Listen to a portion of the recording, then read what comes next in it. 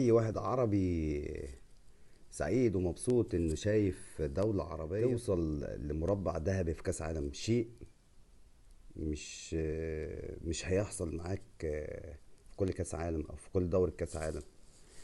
شيء يندر حدوثه. كلنا بتنتابنا مشاعر للفخر والعزة باللي عملته المغرب واللي وصلته في كاس العالم. نفس الشعور اللي بينتابنا في نفس النسخة من تنظيم قطر لكأس العالم والشكل المبهر والشكل المشرف لينا كعرب، ان دولة عربية تستضيف حدث هو الأهم والأعظم تقريبا على مستوى العالم في كافة الأصعدة بالشكل المبهر والنجاح المبهر ده. مع الفخر ومع السعادة دي كلها، طبيعي جدا او الفترة اللي فاتت انتابتنا شعور المقارنات. ليه ما نبقاش احنا كمان كده؟ ليه ما نبقاش منتخب مصر بالشكل ده، بالاداء المبهر ده؟ ان احنا ليه لا اللي احنا ما نوصلش ونلعب في مراكز متقدمة في كاس العالم؟ بس الحقيقة الكلام ده ما جاش بصدفة. يعني الواحد قعد حاول اللي هو يشوف الأحداث اللي تمت في المغرب، نشوف الكلام ده كده جه كده وخلاص ولا لأ. فلقينا إن في أسباب، أو لقينا إن في ناس اشتغلت بجد على بلدها ولصالح بلدها. الناس دي اتمثلت لي في شخص واحد، فوزي اللقجع. فوزي اللقجع اللي الناس كتيرة جدا عندنا هنا في مصر طبعا تناولناه بشكل أو بآخر. بس خلينا نتكلم من الجانب التاني او من جانب المغرب. فهو شخصية ملهمة للمغاربة، شخصية تدعو للفخر. فوزي اللقجع دوت، يعني معلومة ما مش ناس كتير عارفاها، ان هو اصلا رجل دولة، رجل بصفة وزير مالية. هو مدير الموازنة العامة لوزارة المالية ووزارة الاقتصاد في الدولة المغربية. فهو راجل اصلا مثقل بخبرات وبمواهب، وليه دعم من الدوله او الملك المغرب او الحكومه المغربيه ايا كان يعني. لما نيجي نشوف تاريخ فوزي اللقجع ونشوف الراجل ده عمل ايه في الرياضه المغربيه، هنشوف حاجات كتيره جدا حلوه. هنشوف ان هو راجل اول ما دخل في مجال الرياضه عرفناه اللي هو كان ماسك نادي نهضه بركان. وكان نادي نهضة بركان ما بيلعبش في دوري المحترفين في الدوري المغربي، كان بيلعب في الدرجة الأقل، الدرجة الثانية. صعد بيهم للدوري المحترفين، وتم انتخاب فوزي اللقجع لرئيس الجمعية المغربية أو الجامعة المغربية. ومن بعديها حصلت طفرة كبيرة جدا في الكرة المغربية. الكرة المغربية اللي كانت بعيدة خالص عن كأس العالم من 98 في فرنسا، اللي بالمناسبة كان فيها في نهائي كأس العالم ما بين البرازيل وفرنسا أول حكم عربي وأفريقي يحكم نهائي كأس عالم، اللي هو الحكم سعيد بالقولة. من ساعتها غابوا عن بطولات العالم لحد 2018، يعني زينا لما صعدنا النسخة اللي فاتت في روسيا. بس الفترة دي كان في شغل كبير جدا بيتم في المغرب. كان فوزي اللقجع كان رئيس الجامعة المغربية. الراجل أول ما جه حب يشوف التقصير جاي منين او الشكل العام المغرب فين. فاهتم جدا او رجع اليات احتراف اللعيبه المغاربه لاوروبا، لان عارفين ان المغرب او المغاربه منتشرين جدا في اوروبا، في اسبانيا وفرنسا، في ايطاليا، في دول كتير، في بلجيكا، دول كتيره جدا في اوروبا. الراجل اشتغل ان هو يشوف اللعيبه المغاربه اللي هم معاهم جنسيتين، جنسيه مغربيه وجنسيه ايا كانت الجنسيه التانيه، ويقنعهم باللعب للمنتخب المغربي. والكلام ده حصل فعلا. الكلام ده حصل فعلا، وبدا يشتغل هو من الناحيه دي، من ناحيه الشغل اللي بره، او يجمع لعيبته اللي بره، ويبتدي يهتم بالمسابقات المحليه. عمل طفره ونقله نوعيه للكره المغربيه في البنيه التحتيه. الراجل انشا او هيئ 20 ملعب عنده في المغرب لاستضافه اهم الاحداث الرياضيه القاريه والعالميه. رئيس الاتحاد الدولي صرح ان المغرب عندها من احد افضل 3 مراكز تدريب على مستوى العالم. فوزي اللقجع انشا 200 ملعب نجيل صناعي على مستوى المغرب.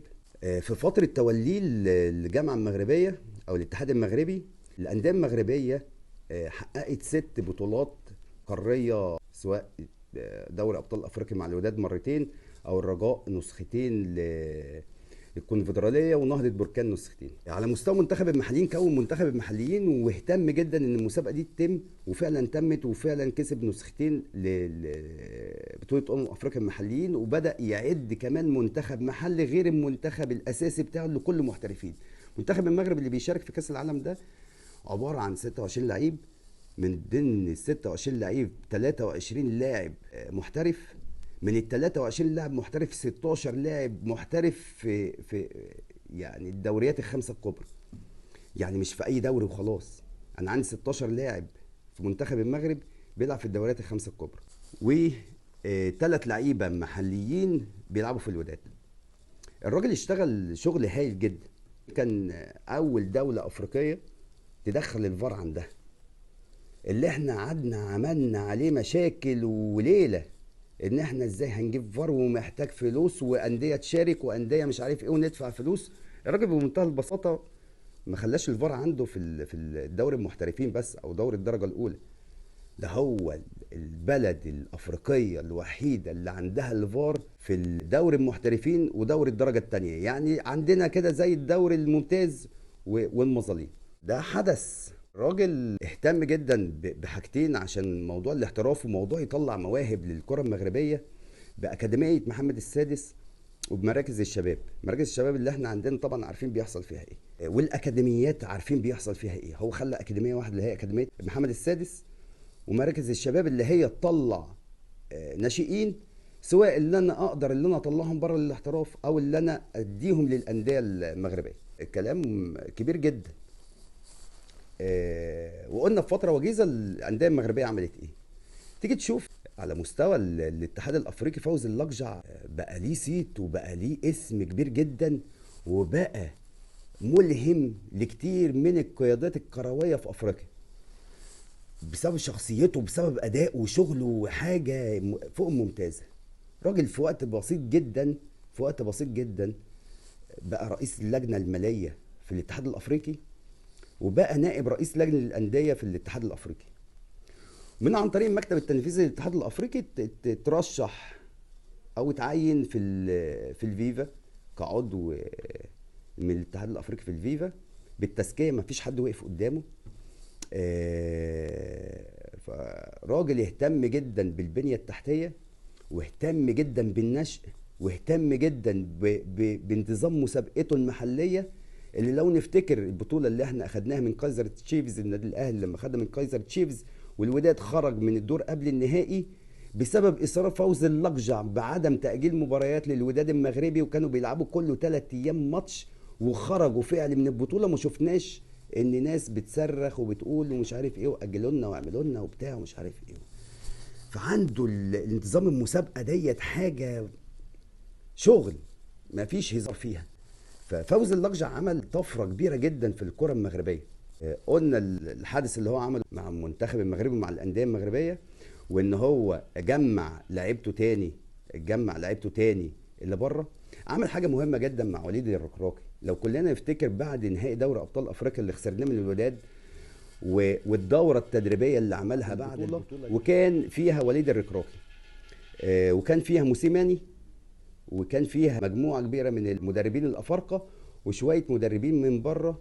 كانت عباره عن كرسي تدريبي لوليد الركراكي اللي كان لسه على ذمه الوداد، بس الراجل كان مخطط وعارف ان هو هيجيب وليد الركراكي. فقال لك لما نثقله مواهب. وليد الركراكي كان بالنسبه له القطعه اللي ناقصه في المنتخب المغربي، منتخب مدجج بالنجوم، محتاج واحد مدرب محلي ليه فكر ويقدر يبث فيهم روح الحماس ويجمعهم كلهم بالشكل اللي احنا شايفينه ده. فالراجل شغال، والراجل بيعمل حاجات وطفرات وكلام كبير جدا. لما تيجي تنقل الصوره ديت عندك هنا في مصر وتشوف مين هو مثال فوزي اللقجع، مش هتلاقي حد، مش هتلاقي حد تماما، مش هتلاقي حد بالقوه والنفوذ ديت والعدل والشغل والمجهود والحاجات وما تسمعلوش حس. ما شفتوش مره في تدريب المنتخب المغربي نازل عشان خاطر ياخد اللقطه وانا رئيس الجامعه المغربيه ولما بقى اجيب حكيم زياش و... وبوفال واشرف حكيمي واقف اخد اللقطه معاهم. انت لعيب كبير وكل حاجه، بس انت في بلدك اللي هي اكبر مني ومنك في المغرب. ما شفتش اعضاء من الجامعه المغربيه واخدين قرايبهم في معسكر منتخب المغرب عشان خاطر يشتتوا اللعيبه ويروحوا يتصوروا معاهم في نظام، في شغل. لما تيجي تنقل الصوره دي عندك هنا في مصر، او لو ما تحب شوف انت فين او ايه اللي المفروض ان انت تعمله، ما اعتقدش ان هيبقى عندك مثال احسن من مثال الكره المغربيه والطفره اللي حصلت فيها. الطفره اللي حصلت فيها بس مش بالشكل اللي انا بقوله لك، بس ده يعني على اسوأ تقدير. بقول لك اسوأ تقدير، لو هم خدوا رابع عالم، المغرب كسبانه ماديا 25 مليون دولار كحد ادنى، كحد ادنى لو خدوا رابع كاس عالم. فانت حققت لبلدك انجاز صعب جدا غيرك هيجي يحققه. خليت لبلدك هيبه، خليت لبلدك اسم. المغرب بقت داخله في اي محفل رياضي تحب تاخده او بتحب تشارك فيه. زي ما شفنا كده ايام او في 2010 لما حبوا يخشوا وكان في منافسه شرسه مع جنوب افريقيا. للعلم برضو معلومه عند الناس ان في بطوله 2026 اللي هتتلعب في امريكا والمكسيك وكندا، كانت المغرب هي الدوله المنافسه، دوله منافسه لامريكا والمكسيك وكندا. كانت الاصوات 200 وشويه اللي لهم حق التصويت. امريكا والمكسيك وكندا ثلاث دول كانوا واخدين 100 حوالي 164 154 في الرينج دوت. احنا لينا حلقه تانية في الموضوع ده، في موضوع كاس عالم 2026. المغرب كانت محققه 65 صوت تقريبا، كانت داخله في نص الارقام اللي واخداها ثلاث دول، امريكا وكندا والمكسيك. فالراجل بيشتغل على كافه الاصعده عشان بلده. عندك هنا بقى في مصر انت بتعمل ايه، او انت المفروض ان انت تعمل ايه؟ عندك مثال حي ومثال موجود. انا مش بفخم او بدي لفوز اللقجع حق مش حقه، لا، ده هو ده الصوره الطبيعيه لفوز اللقجع، او الصوره العادله لفوز اللقجع اللي انت تقدر تنقلها للناس وتقدر تقول الراجل ده عمل ايه. انا قلت لك عمل ايه، ده جزء بسيط من اللي هو عمله. احنا بنقول الكلام ده لان احنا نفسنا نشوف بلدنا احسن بلد في الدنيا، او منتخب بتاعنا يبقى موجود في المحافل العالمية وحاجة تبقى مشرفانا، مش بالشكل اللي احنا شايفينه ده، مش بمسابقة انت مش عارف تنظمه، مش بجمهور انت مش عارف تدخله. تعال اتفرج على الدوري المغربي والديربي ما بين الرجاء والوداد، وحجم وجمال الجمهور الرجاء والوداد والحماس اللي بيبقى موجود في اي ملعب في المغرب بالجمهور. وتعالى اتفرج هنا في الدوري بتاعك. فانت هتعمل ايه، او انت هتوصل لفين؟ فين اللعيبه اللي انت بتطلعها؟ فين المواهب اللي انت بتطلعها؟ فين البطولات اللي انت بتنظمها؟ فين حاجات كتير؟ فين الشخصيه اللي توازي فوز اللقجع عندك هنا في مصر بتعمل لك اللي هو بيعمله؟ لما دوله انا بقول لك ان هي بتعتمد على كام يعني نسميها كام محافظه كده زي كده عندنا، زي مثلا كازابلانكا اللي هي الدار البيضاء، الرباط او مراكش او بركان. بيستغل بلده وفي ان هو يروج لبلده ويروج للسياحه في بلده عن طريق الكوره. وانت عندك شرم الشيخ، عندك الغردقه، عندك عندك اقصر، عندك اسوان، عندك القاهره، عندك اسكندريه، عندك محافظات يعني وجمال طبيعه غير طبيعي، وانت مش عارف تنشئ كم ملعب تستضيف بيهم فرق عالميه واوروبيه اللي هي تيجي تعمل عندك فتره اعداد تروج لك شويه للسياحه، تدخل لك عمله صعبه زي كده ما دبي ما بتعمل، زي ما قطر ما بتعمل، زي ما المغرب ما بتعمل. فانت متاخر في حاجات كتير. طب امتى هتصلح بقى وامتى هتشتغل؟ والشغل ده هيحتاج منك وقت قد ايه؟ انا مش حقيقي مش عارف، بس اللي هعرفه او هتقدر تحدد الوقت لو انت حطيت نفسك في الطريق. لغايه دلوقتي ما حطيتش نفسك في الطريق، لغايه دلوقتي انت مش عارف انت بتعمل ايه. لغايه دلوقتي انت مش عارف تنظم مسابقه، لغايه دلوقتي انت مش عارف اصلا دور اتحاد الكوره ايه. انت يعني انا جايب اتحاد كوره عشان خاطر ينظم لي او يرتب لي جدول دوري عام. مش عارف هل انا جايب رابطه الانديه مع الاتحاد الكوره عشان تساعد اتحاد الكوره ان هي تظبط لي جدول دوري عام. هل عندك الشخصيات القادره اللي تخلي لك اتحاد الكوره يبقى هي كلمتهم مسموعه، يبقى هو الامر الناهي، يبقى هو ناس فعلا بتشتغل. لعلمك الانديه المغربيه بتقدم موازنتها للجامعه المغربيه. يعني كل فرقه او كل نادي لازم كل سنه يقدم موازنته للجامعه المغربيه، اشوف انت بتصرف ايه وبتودي فين وبتجيب ايه وكسبان ولا خسران والدنيا معاك ماشيه ازاي. الراجل عالج شويه في ازمات الانديه المغربيه وعالج لهم القصه دي، بما انه كمان رجل مالي. فراجل مالي ده هو راجل ناجح. يا ريت يبقى الكلام بس بتاعنا واصل بالشكل اللي احنا حابين اللي احنا نبينه. احنا ما جملناش في فوز اللقجع، احنا نقلنا صورة بس للراجل او للكرة المغربية ازاي وصلت لكده. راجل ما ركبش الترند، راجل ما قالكش هو انا اللي عملت الانجاز، هو انا مش عارف ايه. المغرب ربنا كرمها بشخص وبمنتخب قوي ناقلين الصورة كلها كاملة على بعضيها. يا رب الكلام دوت نبتدي نشتغل عليه هنا في مصر.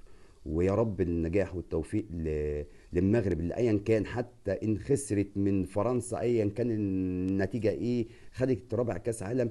الاعجاز والانجاز اللي حققوه ده شرف لكل عربي انه هو يشوف ويعاصر منتخب بالشكل والاداء ده والروح دي والحاجه الحلوه دي، وتشوف بلد عربي هي رابع كاس عالم. فيعني تحيه للمغرب وتحيه لقطر على تنظيمها الرائع. نتمنى ان احنا ناخد فعلا دروس مستفاده ونحس فعلا بتغيير ونحس فعلا ان احنا ماشيين في طريق الصح. اسف جدا ان انا طولت عليكم، والسلام عليكم ورحمه الله وبركاته.